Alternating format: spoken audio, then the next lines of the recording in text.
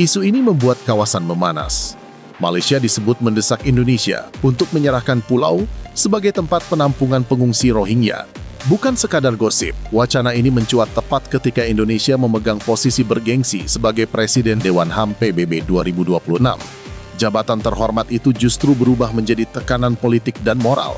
Jika tuntutan ini benar-benar menguat, dampaknya tidak hanya soal kemanusiaan, tetapi berpotensi mengguncang kedaulatan, diplomasi, dan stabilitas Asia Tenggara. Namun benarkah Indonesia akan sampai ke titik tersebut? Indonesia dilantik Presiden UNHCR 2026. Tahniah Indonesia kerana memegang jawatan tinggi. Ini berita baik. Negara jiran kita dah jadi presiden.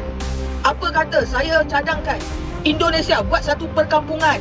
Sediakan pulau untuk pelarian-pelarian ni, terutama Rohingya. Kalau Indonesia dah buat macam ni, dah ada pulau-pulau untuk diorang, jadi senanglah orang Malaysia bawa pelarian-pelarian dekat Malaysia ni pergi ke Indonesia. Sebagai presiden kena mainkan peranan penting macam mana nak selesaikan UNHCR punya isu ni. Orang buat satu penempatan dekat Indonesia, namakan dia Jalan Rohingya. Bagi diorang KTP jadi warga negara Indonesia. Orang Indonesia kan baik-baik belaka. Bagi diorang peniaga. Kemanusiaan lah katakan kan. Malaysia tak perlu jawatan presiden-presiden ni. Yang Malaysia nak sekarang ni, nak cari tempat dekat mana boleh hantar pelarian-pelarian yang dekat Malaysia ni dekat negara ketiga. Semoga Indonesia boleh jadi negara ketiga. Sebab negara Indonesia ni sangat berperi kemanusiaan. Betul tak kurang? Terpilihnya Indonesia sebagai Presiden Dewan HAM PBB 2026 menjadi sorotan dunia karena bertepatan dengan 2 dekade berdirinya lembaga HAM tertinggi global itu. Posisi ini bukan sekadar simbol prestis, melainkan mandat strategis untuk memimpin sidang, menentukan agenda, dan menjaga keseimbangan isu HAM internasional. Namun di balik capaian diplomatik tersebut, muncul tekanan tak terduga dari kawasan sendiri, khususnya Malaysia, yang mulai mengaitkan jabatan Indonesia dengan krisis pengungsi Rohingya. Di Malaysia, isu Rohingya bukan lagi semata persoalan kemanusiaan, melainkan telah menjelma menjadi masalah sosial dan politik domestik. Ratusan ribu pengungsi hidup tanpa status kewarganegaraan, bekerja di sektor informal, dan sulit untuk dideportasi. Kondisi ini memicu keresahan warga lokal, terutama ketika pengungsi mulai menetap permanen di luar kota-kota besar. Situasi inilah yang kemudian melahirkan wacana kontroversial agar Indonesia ikut menanggung beban tersebut. Wacana itu semakin menguat setelah Indonesia resmi memimpin Dewan HAM PBB 2026.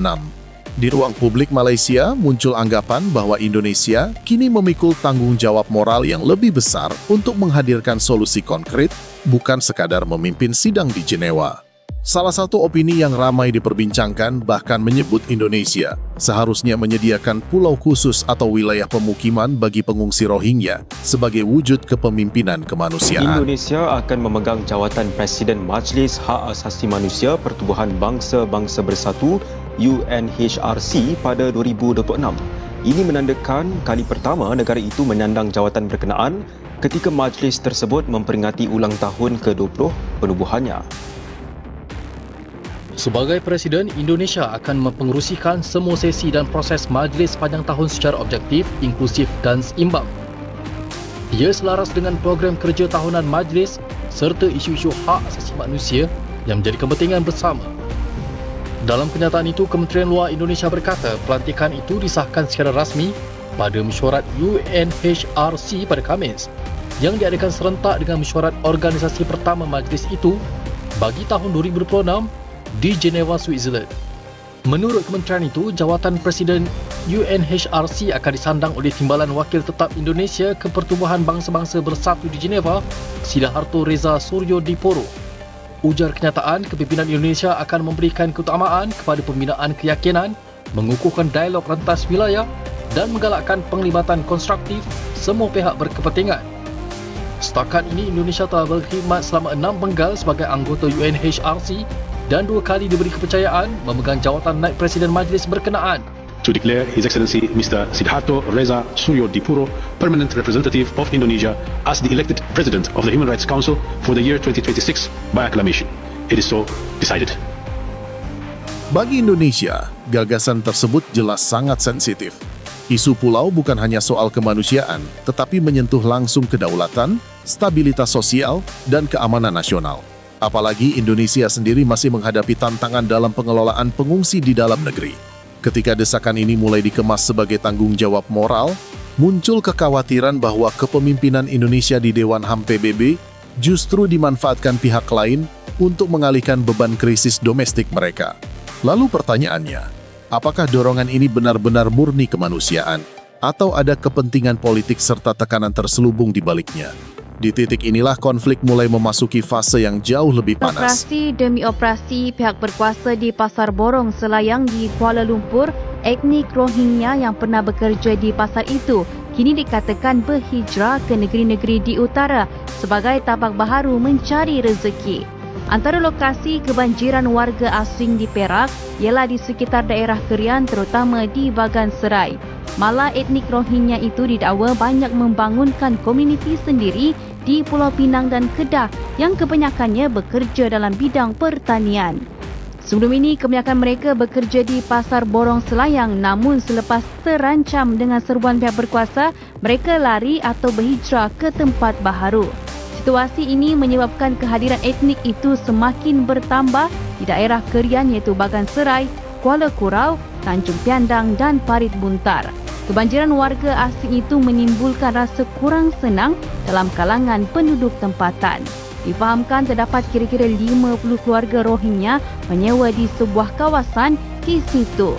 Seorang penduduk tempatan, Syaharudin Napiah 50 tahun berkata, kehadiran etnik itu yang memegang kad Suruhanjaya Tinggi Bangsa-Bangsa Bersatu bagi pelarian UNCHR mula dikesan di kawasan Bagan Serai sekitar 2020. Seiring isu ini membesar, muncul fakta-fakta yang mulai berbenturan dengan narasi desakan tersebut.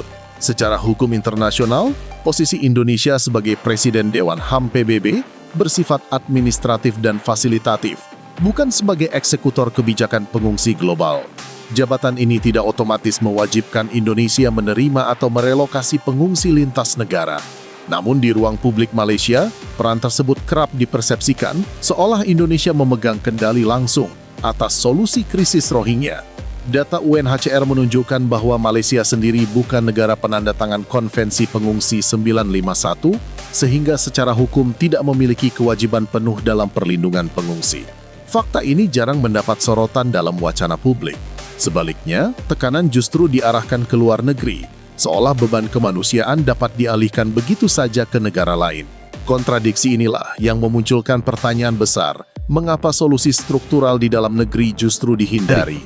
Kita kena mula terima hakikat yang pelarian Rohingya adalah sebahagian daripada kita. Kerajaan memang tak boleh nak bawa mereka keluar dah. Sebab persoalannya, ke mana kerajaan nak hantar? Sudah pasti tak akan ada negara yang nak mereka. Kalau ada yang nak pun, berapa pula kos nak hantar? UNHCR takkan tampung kosnya. Bahkan, pelarian Rohingya sendiri yang kena memohon pada UNHCR untuk dipindahkan ke negara ketiga. Itu pun mengambil masa yang sangat lama dan belum tentu permohonan mereka diterima. Sebelum tu, repost video ni dan follow sekali. Rohingya ni status pelarian, bukan pekerja asing macam warga Bangladesh dan Nepal tu semua. Pekerja asing buat masalah, boleh hantar balik ke negara asal. Tapi Rohingya nak hantar ke mana? Bagaimana pula dengan mereka yang dah kahwin dengan orang tempatan kita? Hari ini mereka tak diiktiraf sebagai rakyat Malaysia, tapi satu hari nanti mereka tetap akan tuntut juga dan pasti akan diiktiraf. Mustahillah generasi-generasi mereka yang terkemudian ni masih ingin disebut sebagai pelarian pula. Mestilah mereka nak jadi warga negara macam kita, apatah lagi yang dah berasimilasi dengan penduduk pribumi di negara ini. Proteslah pada kerajaan macam mana pun, makilah UNHCR macam mana pun, ia tetap takkan berkesan dah. Nak tak nak, kita dah kena mula fikir bagaimana nak asimilasikan pelarian-pelarian ini dengan penduduk pribumi di Malaysia. Dan memang kena ada polisi khas untuk susun semula penempatan mereka ni. Kita yang terima mereka, maka kita tanggunglah.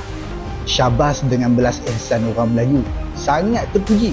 Dari seluruh rangkaian fakta tersebut, satu hal menjadi sangat jelas.